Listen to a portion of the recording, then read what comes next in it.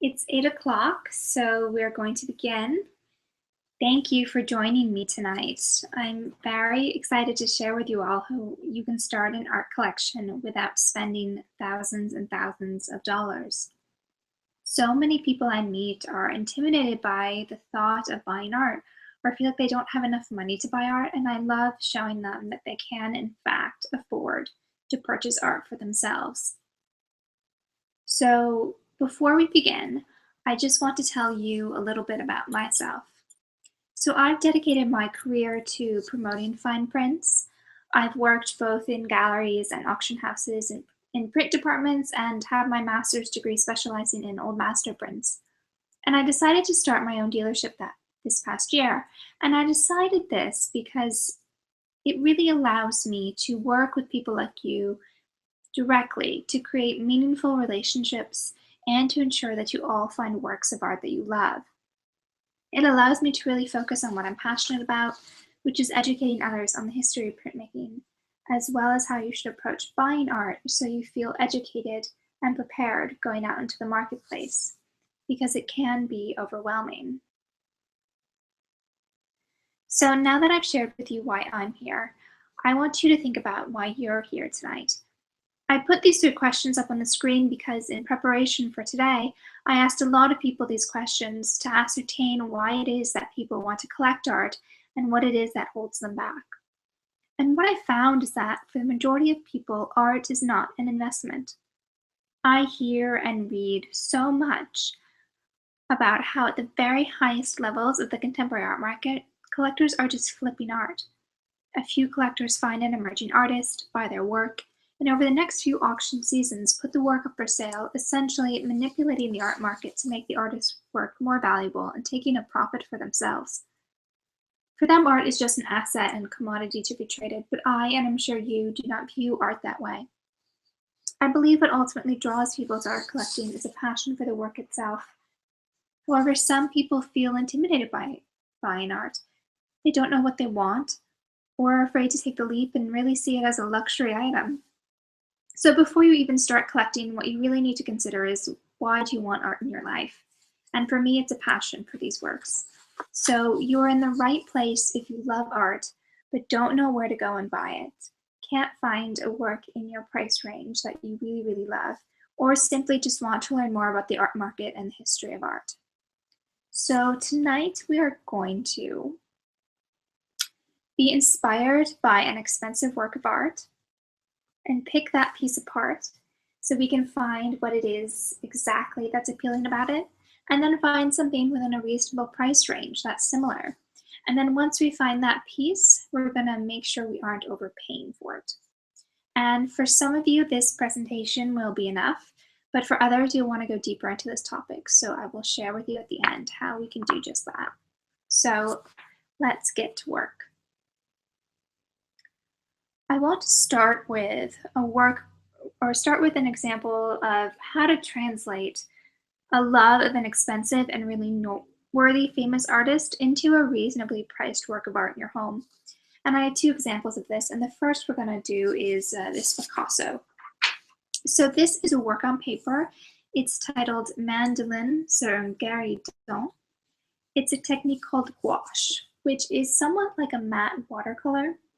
The work was made in 1920, and it's very typical of Picasso's work from the 1920s when he was still doing abstracts. So it's an abstraction, it's a cubist work, it's very geometric in design, it has these very cool color tones, and it is being offered at auction next month with an estimate of $450,000 to $650,000. So I feel pretty confident in saying that none of us could afford that.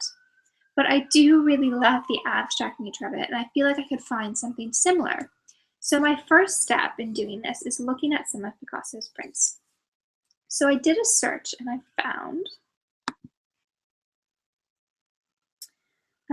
found this print, and I included this because I wanted to show you how works of art by significant artists do not always sell for hundreds of thousands or even millions of dollars. And if you look into collecting prints, you can find works by masters for significantly less money, and they really are quality works of art. So this is an etching by Picasso, It has that same abstract geometric feel as the previous work. It's in black and white, so it doesn't have those cool color tones, but I still find it very appealing. And it sold for $11,117, which is still expensive, but it's a fraction of the price. And it's a fraction because it's a print, so therefore it's edition and there are multiple copies in the marketplace. So $11,000 is still certainly not a deal. So I went a step further and I found this work. So this is a similar abstract print. It's by an artist named Werner Dreyfuss, a German-American artist, and it's a color woodcut and retails in a gallery for $1,450. So Dreyfuss is a recognized artist. In 1930, he immigrated to New York City from Germany because at that time, Germany had become just too restrictive an environment for an abstract artist.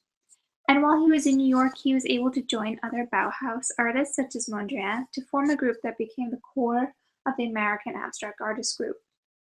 And today he has work shown at major museums throughout the United States and in Europe. So here we have these works next to one another. The Dreyfuss work has a similar geometric abstract feel as the other two pieces. It is similar in color tone. So when you see a work of art that you like, really try to determine what it is that appeals to you. Is it figural? Is it abstract? And always keep that in the back of your mind, and slowly you'll begin to understand your taste. And then you can go out and research and find accomplished artists that worked within the same schools or styles as another artist that you loved. So $1,450 is still quite high for some people, so I want to give you one more example. So this is an oil on canvas.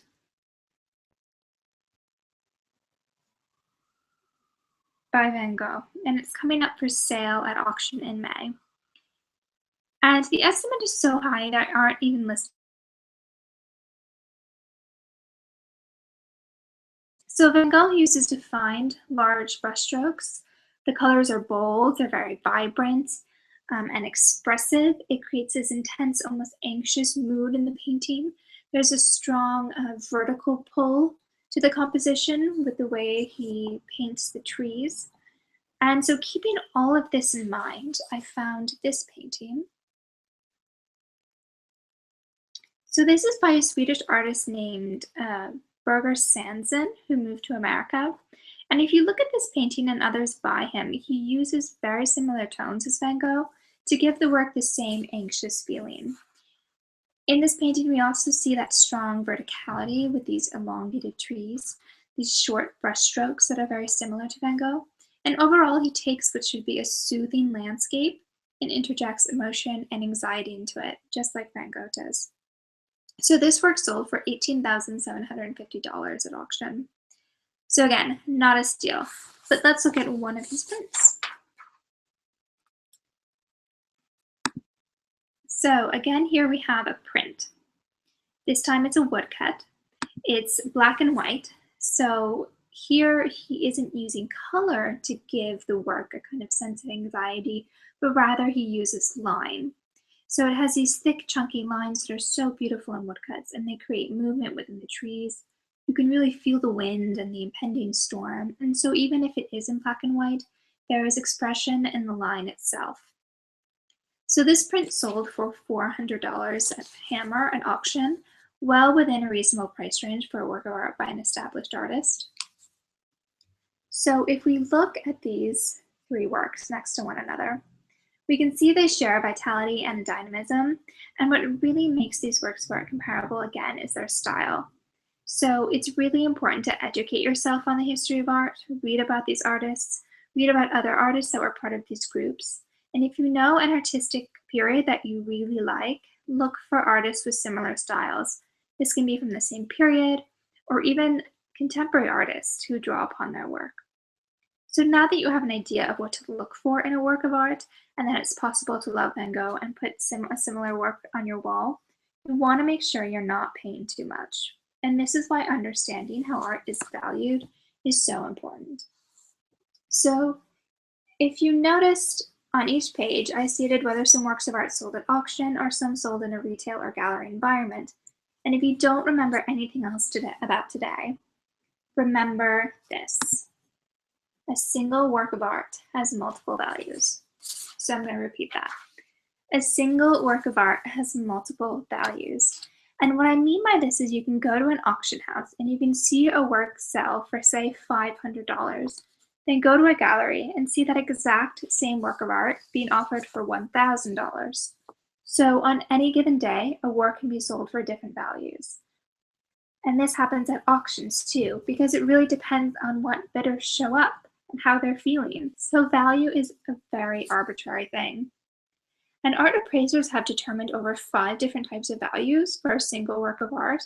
But for our purposes today, I'll talk about 2, which is retail value and fair market value. So retail value is the highest, and it's what art sells for in a retail or gallery environment. Fair market value is generally understood as what something sells for at auction.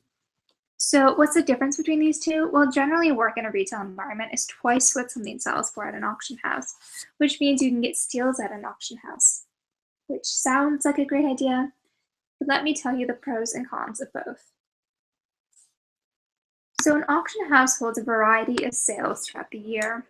And prior to a sale, you can go to a preview and see the pieces in person. And if you're interested in the piece, you can leave an absentee bid, sign up for telephone bidding, or bid in person. It's also really important to go to the preview because you'll want to see the condition of the piece. And if you're not able to go to the preview, you should really contact the specialist in charge of the sale ahead of time in order to get additional images and a condition report. So most auction houses also allow online bidding, which makes it all very easy. It is important to remember that in addition to the hammer price, you will have to pay an additional buyer's premium on top of that, which is generally 20 to 25%. So some of the pros are that, yes, you can find steals, especially if you're looking at some smaller regional auction houses, and you'll pay a lot less than in the retail environment. However, the cons are that you don't get that one-on-one attention that you would get in a gallery. Then someone will sit with you for an hour and just talk about a work of art or an artist with you. I certainly love to do that. Auction houses are, at the end of the day, are really conduits. The work comes in and goes out and they collect their fees. And there are usually condition issues, especially if you're looking at estate sales, where people have owned works of art for decades. And you often don't always have time to mull things over. So the auction is set for a day, for a specific time. The item comes up for sale and it's usually sold within 30 seconds. So you have that time constraint. A gallery, on the other hand, often specializes in a certain time period or style. They have exhibitions throughout the year or visit art fairs to sell their inventory. And retail prices are often steeper, around 2 or 3 times what a work would sell for at auction. So you can get the deals at auction houses, but you will get more specialized attention and not be constrained by time and a gallery. So if you're into taking your time, browsing a gallery might be a better place for you. They will give you more hands-on attention and really take the time to answer your questions. The auction environment is fast-paced and they might not take the time to work with you. So now that we understand value, let's go back to this work of art by Dravis. And let's ask, is this worth $1,450? And in order to determine this, we have to look at comparable sales. So here's our first comparable. This is another woodcut. It's a similar size as our other work, and it's also an abstract. And this sold for $650 hammer. And what hammer price means is that it is essentially what the work sells for when the hammer goes down by the auctioneer. So if you are at an auction and you are bidding, and you bid 200, someone else bids 250, you bid 300, and then the auctioneer says it's sold to you for 300, that's the hammer price. And then you have the additional buyer's premium of 20 to 25%. And it's important to calculate that into your value when you're bidding at auction, because that is something that you will have to pay. And often that 20%, it's a big chunk of money, so you don't want to be surprised by that, and you do want to factor that in. So that's why we're going to factor it in here today into the fair market value of the piece. So the fair market value ends up being $812. And then if we think about this in a retail environment like the other piece, and we double that $800, this will be approximately $1,600 in a retail environment. So here's our other example. This is also a woodcut. It's a similar size and again, abstract in composition. When you're looking for comparable sales with prints, you can really start with looking at another impression of the image itself. But in this case, I couldn't find that. So I looked for images that had similar composition, similar size, similar medium. So these are all color woodcuts, abstracts around the same size.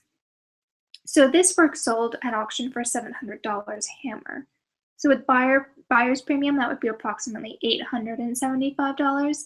And in a retail environment, it would likely be offered for $1,750.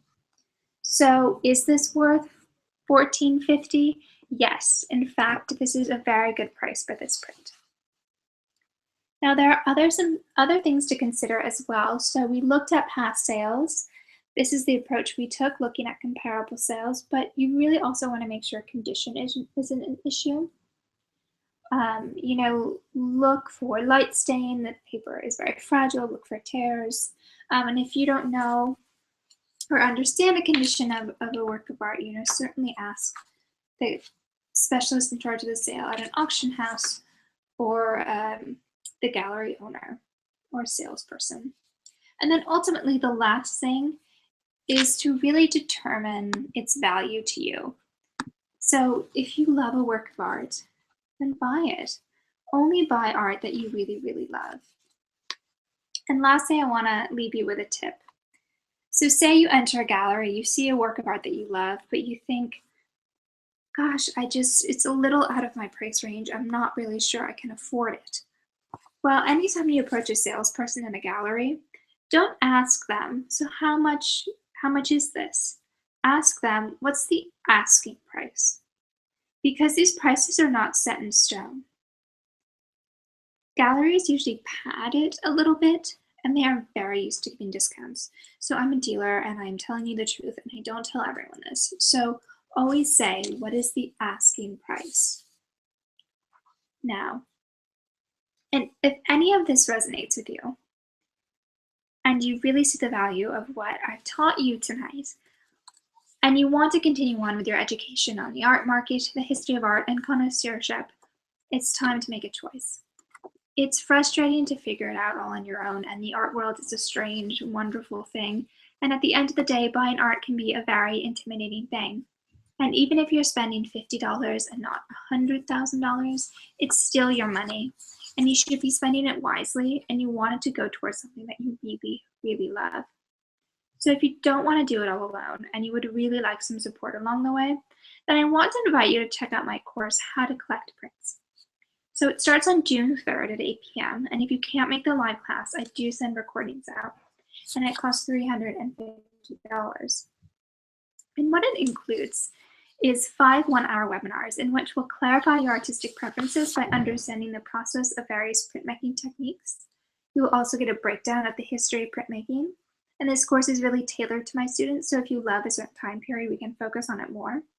We will delve deeper into how works of art are valued because it's very tricky sometimes. And I will give you research tools so you know where to go to do your research on your own, such as finding comparable sales and determining authenticity. The goal of this course is to help you all be as informed as possible as buyers, and at the very end, I will help you find one work of art that you love. It's of course not obligatory that you buy anything, but if you do want to buy something, I will give you assistance for your first work of art to go out there in that marketplace, not necessarily even from me. And I usually charge a 10% commission to help clients find a work, so you're getting a bit of a steal. And if you aren't ready now, but in 2 years you want to make your first purchase, I can still help you find your first work of art then. So I've included here the link to sign up. And if you sign up tonight or tomorrow, you will receive a 25% discount on the price tag. I have included the discount code here, which is early bird, all caps. And this is almost a $100 discount. And it, of course, if after 2 weeks you aren't happy with the class, there is a money back guarantee. I will also be sending out a recording tomorrow of this webinar with all of this information so you have some time and you can sleep on it. And if, of course, if you have any questions, please email me and we can set up a time to talk on the phone. So thank you all for coming tonight. I really appreciate it. I hope you learned something. I hope we can work together sometime in the future because I want to hear about all of your passions and interests when it comes to collecting art. And I hope to see you all again in June.